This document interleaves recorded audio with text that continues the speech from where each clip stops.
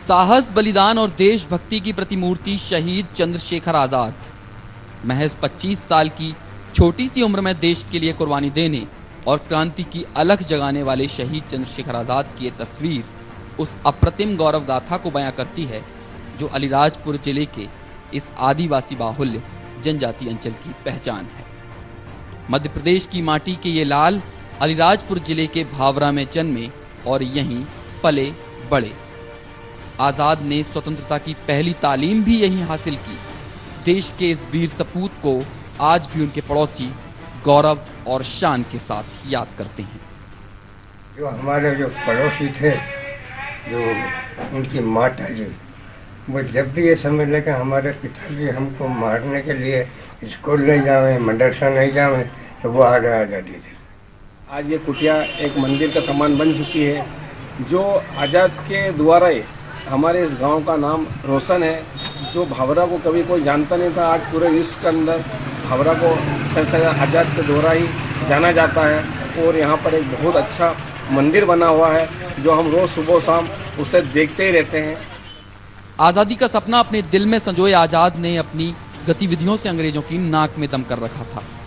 देश प्रेम की प्रेरणा युवाओं को देने और इस अंचल की माटी में बसी उनकी यादों को साकार करने के उद्देश्य से इस अमर शहीद की जन्मस्थली का नाम बदलकर अब चंद्रशेखर आजाद नगर कर दिया गया है। अलीराजपुर जिला मुख्यालय से करीब 30 किलोमीटर दूर बसा यह स्थान स्वतंत्रता के संघर्ष की उस अमर कहानी का स्मरण कराता है जिससे प्रेरित हो स्वतंत्रता की अविरल क्रांति धारा का जन्म हुआ था।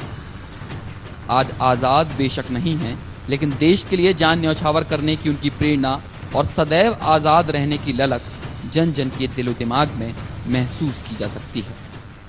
आजाद हमारे नहीं अपितु सर्वव्यापी भारत के एक महान क्रांतिकारी वीर थे जिन्होंने इस चंद्रशेखर आजाद नगर में जन्म लिया। आजाद हमारे लिए प्रेरणा स्रोत है। बचपन से उनकी वीर गाथाएं और उनकी कहानियां सुनकर और पढ़कर और अपने संस्कार में उनको मैंने अपनाया है।